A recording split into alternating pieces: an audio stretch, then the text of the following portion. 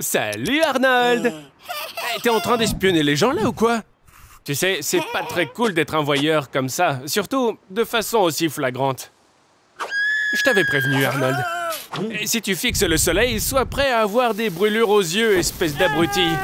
Nos yeux sont la route sur laquelle circulent les cellules sensibles à la lumière. Elles adorent le soleil, mais à distance. Lorsque tu regardes le soleil, tu les envoies directement au feu. De plus, les rayons ultraviolets endommagent les protéines du cristallin, ce qui nuit progressivement à ta vue. Attention, Arnie. Oh non, t'es tombé dans du béton tout frais. Et tu ne peux pas t'en sortir. Tu vas donc devoir regarder le soleil bien en face. Plus tu regardes le soleil longtemps, plus les rayons ultraviolets pénètrent profondément dans les yeux. D'abord, ils brûlent la couche externe, la cornée. Ensuite, ils endommagent les protéines du cristallin de ton œil. Et enfin, ils atteignent les cellules sensibles à la lumière de la rétine. Alors, tu ne pleures plus maintenant, Arnie? C'est normal, c'est parce qu'il n'y a plus de larmes dans tes yeux. Qu'est-ce que c'est? Ça pourrait être un nuage? Mais aujourd'hui, c'est le jour du foot.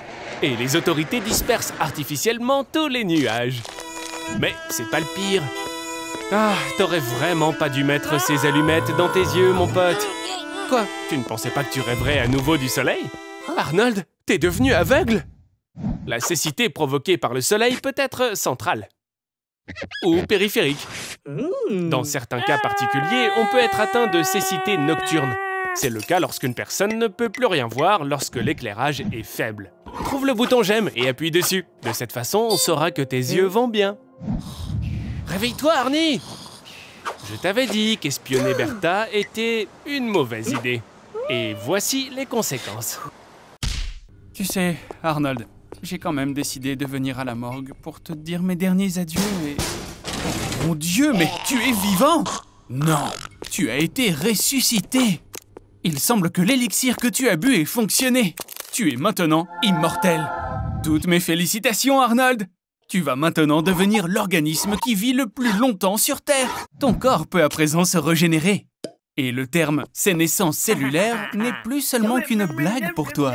Bon, comment est-ce que tu vas utiliser ton immortalité? J'ai compris, tu vas traverser au feu rouge. Tripoter des filles au hasard. Ah, et tu vas aussi gagner le concours de sosie de Kenny McCormick. C'est vraiment ridicule. Tu as devant toi un nombre infini d'années. Et tu les gâches avec ça. Arnold, après tout, tu pourrais étudier tout ce qui existe dans le monde. Apprendre n'importe quel art martial. Et même tenter d'aller explorer et coloniser de nouvelles galaxies. Arnold, qu'est-ce que tu dirais d'arrêter un peu de perdre ton temps? Ok, alors peut-être que pendant 200 ans, tu vas faire du binge-watching et regarder toutes les séries qui existent sur Netflix. Je vois que tu t'ennuies un peu quand même. Et puis, ta maison a commencé à se dégrader sérieusement. Et tu es encore jeune. Il faut bien être conscient que l'un des inconvénients de l'immortalité, c'est que tu dois survivre à tous tes proches. De plus, le monde qui t'entoure évolue plutôt rapidement. Alors que toi, tu seras à la traîne du progrès. Et tu vas finir par te sentir superflu dans cette société.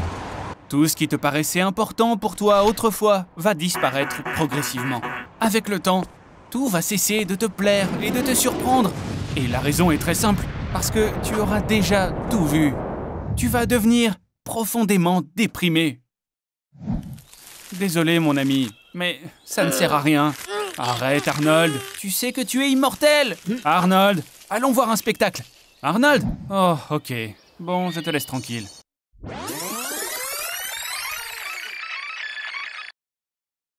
Le cerveau fonctionne mieux lorsqu'il reçoit beaucoup plus de nutriments. Cela pourrait être réalisé grâce à une circulation plus rapide du sang. Une dose d'adrénaline augmentera ta fréquence cardiaque à 220 battements par minute. Et une 40e tasse de café fournira les 350. Voyons maintenant si nous avons suffisamment nourri ton cerveau. Bien... Mais que se passe-t-il si nous faisions contracter votre cœur à une vitesse de 300 000 battements par seconde? Le sang coulera dans vos veines 20 fois plus vite que la vitesse du son. De toute évidence, toutes vos veines et vaisseaux sanguins éclateront instantanément. Et votre cœur ne pourra même pas se contracter une deuxième fois. Nous ferons donc une mise à niveau. Nous remplacerons votre cœur par un moteur et nous rendrons votre sang plus visqueux. Maintenant, c'est une toute autre histoire. Sous cette forme, vous êtes un surhomme. Tous les processus de notre corps sont accélérés des milliers de fois. Ce sera le moment le plus productif de votre vie. Avec un tel cerveau, vous pourriez créer une entreprise plus prospère que Google ou affiner la théorie de la gravité d'Einstein, faisant avancer l'humanité des centaines d'années à venir.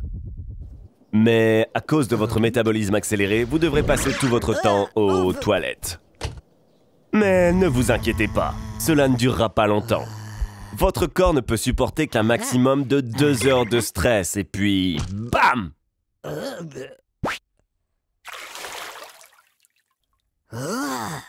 Oh, Arnold, t'as oublié de passer le test. Arnold! Eh bien, d'accord, quoi qu'il en soit.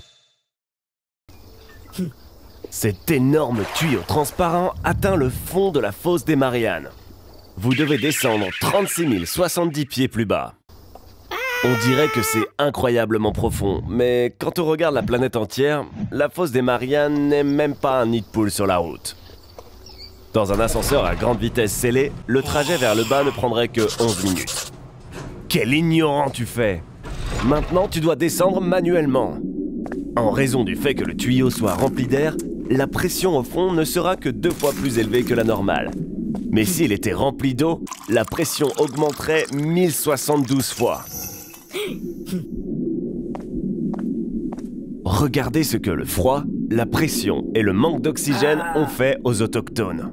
Par exemple, afin de survivre, les xénophyophores ont dû développer une immunité à l'uranium, au mercure, au plomb et à d'autres matières dangereuses qui détruiraient toute autre créature sur Terre. En regardant de tels organismes unicellulaires, on pourrait avoir une idée à quoi pourrait ressembler la vie sur la Lune, Jupiter ou Europa. Arnold, sais-tu vraiment ce qui t'attend au fond? La solitude.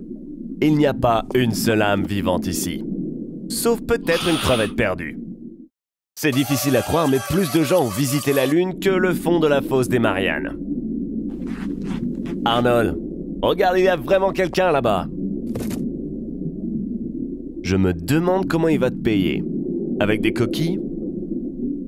Le voyage retour prendra au moins 24 heures, ou tu peux simplement ouvrir le loquet. Tu seras mon sujet test dans une nouvelle expérience. Tu vas boire tout le café que vous avez récolté en une seule fois. Votre stock est juste suffisant pour faire 10 litres d'expresso ou 200 tasses. Alors vas-y, renoncule. Partout dans le monde, les gens boivent 500 milliards de tasses par an et il ne se passe rien de mal. Hélas, cette dose de caféine en une fois vous tuera 2 fois. Mais je t'aime, Arnie, donc je te donne 2 vies supplémentaires. Faim? L'expresso à 0 calories? Vous devriez être reconnaissant que la caféine émousse votre faim. Arnie, as-tu entendu parler des étudiants australiens qui, après leur 5e tasse d'expresso, ont cru entendre de la musique dans un bruit blanc? Cette expérience a confirmé les propriétés psychoactives de la caféine. Arnie, tu m'entends? Arnie! Vraiment, il est impossible de boire 10 litres d'expresso.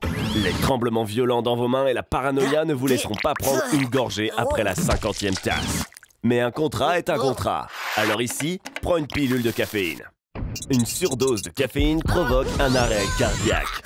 Dans ton cas, un double arrêt cardiaque. Toutes mes félicitations. Avec 3 vies, t'as réussi à survivre à l'expérience. Je pense que c'est pour toi, Arnie. Mais je te préviens, si tu ne veux pas de problème, tu travailles pour moi et seulement pour moi. Qu'est-ce que c'est? Un contrat? T'as déjà passé un casting pour quelque chose? Prends ton temps, Arnold. Lis ça très attentivement avant de le signer. Tu sais, je me dis que tu pourrais peut-être gagner de l'argent en louant ce grand espace vide qui se situe entre tes oreilles. Qu'est-ce que t'en penses, Arnold? Cet espace à l'intérieur de ta grosse tête de roue est tellement vide que je pense qu'on pourrait y ranger la vieille moto de mon grand-père. Arnold, pour ce rôle, on dirait bien que tu vas devoir tripler ton poids.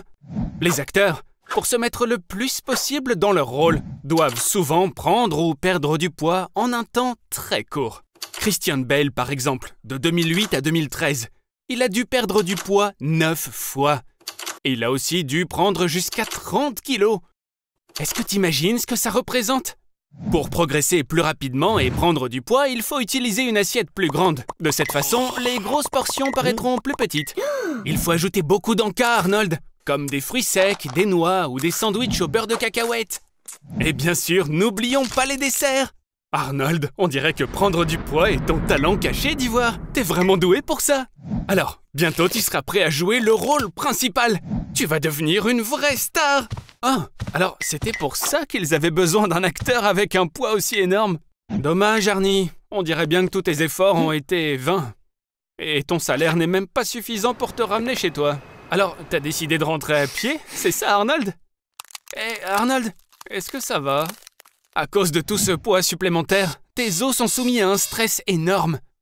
On doit calculer ton indice de masse corporelle. Avec 152 cm et 93 kg, ton IMC est supérieur à 40. C'est une obésité de classe 3, mon pote. Sérieux, t'as vraiment besoin d'aide? Tiens, appelle ce numéro. Mes amis vont s'occuper de toi et t'emmener dans un endroit spécial, disons. Ici, en quelques minutes seulement, tout l'excès de graisse va être pompé hors de toi. Oh, tu es superbe. Oh non. Bon, au moins ta peau flasque va t'aider à te rappeler de ne pas faire de choix stupides à l'avenir. Et pour ce qui est de toute ta graisse pompée, sur le marché noir, certaines entreprises de cosmétiques sont prêtes à payer jusqu'à 15 000 $ pour un seul kilo de ce truc visqueux. Alors Arnold, rentre chez toi.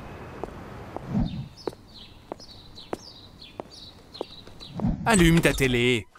Va qu'à tes occupations habituelles. Sur une année, tu devrais donc manger un peu plus de 1500 paquets de chips. Allons-y, commençons. Ah, ce merveilleux petit craquement des chips lorsqu'on croque dedans.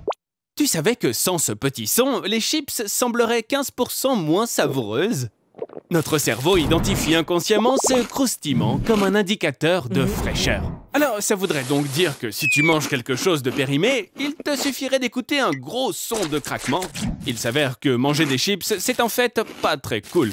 Elles contiennent beaucoup de graisse trans, qui double le risque de développer une dépression. Et elles réduisent l'activité cérébrale de 25%. Allez, mon pote, essaie plutôt ces chips un peu plus inhabituels.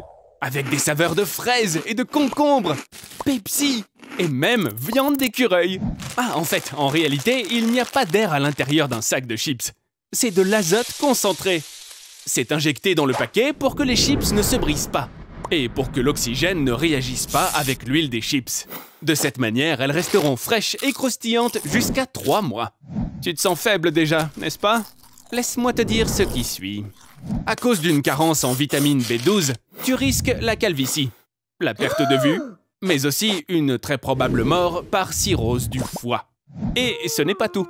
On a 75 autres diapositives comme celle-là. Tu penses que tu es en train de manger des chips, n'est-ce pas? Cette marque célèbre ne produit pas vraiment de chips. Elles ne contiennent qu'environ 40% de pommes de terre seulement. Donc, au mieux, ces aliments pourraient être considérés comme des produits de boulangerie. Alors Arnie, t'as abandonné les chips maintenant? Bravo à toi, mon pote! En récompense, on va t'offrir quelques parties de jeux d'arcade.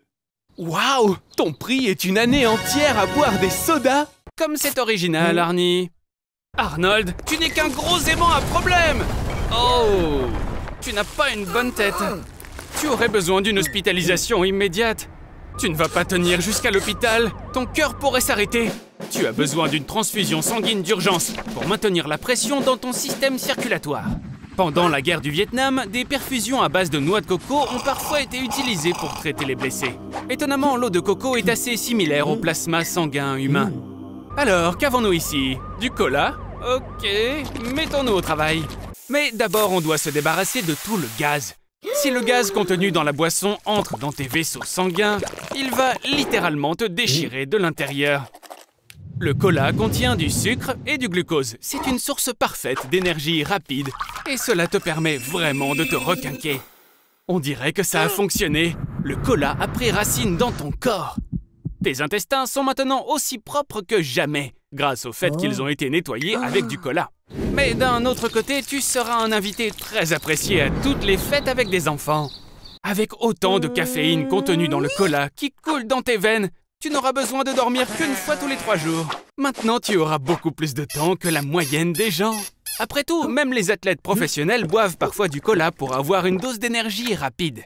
Et tu peux toujours obtenir ta recharge au supermarché le plus proche. Non, ne fais surtout pas ça, espèce de cinglé kamikaze! Un seul Mentos pourrait te transformer en véritable missile sol-air! Mais ne t'inquiète pas, ça ne va pas gâcher ta journée. Le cola aide même à combattre la dépression légère. Mais, pour être honnête, Arnold, le cola dans ton sang est en fait mortel.